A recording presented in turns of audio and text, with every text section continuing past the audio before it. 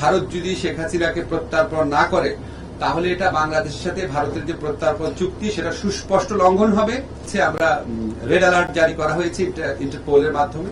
আমাদের যা যা করণীয় আছে আমরা করে যাচ্ছি। এটা আমরা প্রত্যার্পণের জন্য চিঠি লিখেছি। চিঠি লেখার পর ভারত যদি শেখ হাসিনাকে প্রত্যার্পণ না করে তাহলে এটা বাংলাদেশের সাথে ভারতের যে প্রত্যার্পণ চুক্তি সেটা সুস্পষ্ট লঙ্ঘন হবে।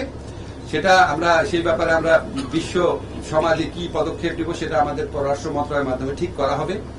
আর আমরা রেড অ্যালার্ট জারি করা হয়েছে ইন্টারপোলের মাধ্যমে। আমাদের যা যা করণীয় আছে আমরা করে যাচ্ছি। আরো কিছু করণীয় থাকলে ক্ষেত্র বিশেষে চিন্তা করে আমরা অবশ্যই করব। এবং পূর্ণ গতিতে এই বিচার চলছে।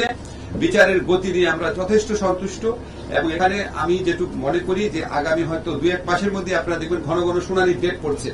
আমরা হয়তো ঘন ঘন শুনানির ডেট পড়লে তখন যখন আসামিদের আমরা নিজের চোখের সামনে দেখি তখন মনে হয় হয়তো বিচার হচ্ছে, কিন্তু প্রি ট্রায়াল স্টেজে বিচারের গতি দিয়ে আমরা তো চোখে দেখি না, তো এই জন্য মনে হয় হয়তো গতিটা স্লথ। কোনোভাবেই স্লথ না, আপনাদেরকে আশ্বস্ত করতে পারি। এমনকি আমরা যদি বিচার আরো দ্রুত করতে হয় আমাদের এমনও প্ল্যান আছে। আমরা আন্তর্জাতিক অপরাধ আদালতের দ্বিতীয় শাখা যেটা সেকেন্ড আরেকটা আদালত গঠন করব।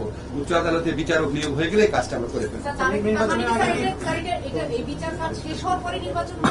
এই বিচার কাজের সাথে নির্বাচনের কোনো বিরোধ নাই, কোনো সম্পর্ক নাই।